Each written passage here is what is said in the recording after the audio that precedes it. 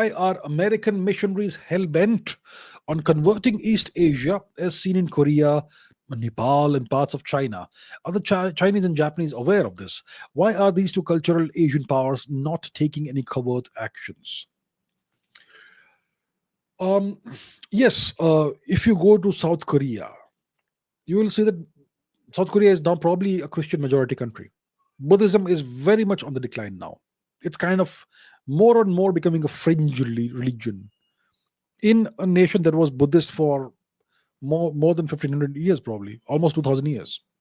So the American missionaries have wiped out Buddhism from Korea, South Korea, and it's more and more a Christian nation, South Korea. And this, what made this possible? It's the US occupation of South Korea that made it possible. South Korea is under US occupation. Most of you will be astonished to hear that. South Korea is under permanent US military occupation. It's been that way since the 1950s, since the end of the Korean War. Since the end of the hostilities of the Korean War. The war has technically never ended. So the nation is under US military occupation, and where the US military is there, you'll have US missionaries running riot, and that's why they've been able to convert so many Koreans. When it comes to Japan, um, there are lots of Japanese who have become atheists, kind of, but Christianity has not made so much so big of an inroad in Japan as compared to South Korea. The Japanese are more resilient, despite also being under US military occupation. The Japanese have been under US military occupation since 1945, and they have been under very heavy US military occupation. The US has more than 120, 130 permanent military bases on Japanese territory. Uh, but the Japanese have not been that easy to convert. Many Japanese probably identify as atheists, but many Japanese still practice their culture, Shinto, Buddhism, a mixture of both, and that's how it is. China, there seems to be a lot of Christians there also, but the Chinese government is very very strict about this, and they appoint their own bishops. The Vatican doesn't get to decide who becomes a bishop and who becomes a cardinal and whatnot. I think it's the Chinese government that decides it, and so they have maintained some sort of control over uh, the presence of Christianity in China. So the Chinese are very clear about this, that this is a foreign import. It's a foreign religion that needs to be controlled. That's how the Chinese see the various Abrahamic religions, um, the two major ones at least.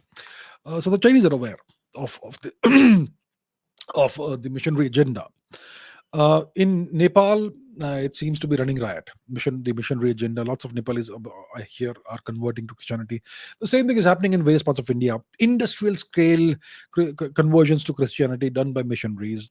Yeah, various parts of India. They have essentially wiped out the indigenous culture of the far east of India, very to a very large extent. In places like in Mizoram, well, not Mizoram. Mizoram is never indigenous in the first place, but I mean, Nagaland. It's happening in Arunachal Pradesh, also happening in Manipur as well. It's happening in Punjab. It's happening in various parts of South India, and so on. So the question is, why are the American missionaries and other missionaries hell bent on converting people? See, it's about control. It's about control. It's not about uplifting people and taking them to heaven instead of hell or anything. It's about controlling people. What's happening is that Christianity is receding from the West. If you go to Europe, most people no longer practice Christianity. When I was a little kid and the Pope would visit Ireland, there'll be millions of people on the streets there to get a glimpse of the Pope, John Paul II. Today, if the Pope were to visit Ireland, nobody will come out on the streets. That's how badly Christianity has receded, lost ground in Europe. And when people stop practicing Christianity, the church loses control over the people. This is the religion of control. So that's why they want new regions where they can establish control. So that's why they're seeking India, and they're seeking various parts of Asia. India, I think it's just running riot, and doesn't look like there's any government oversight on this industrial scale demographic re-engineering of India. And it's also happening in other parts of Asia. It's been happening for a long time. And South Korea, well, it's not a sovereign nation, so there's nothing they can do about it.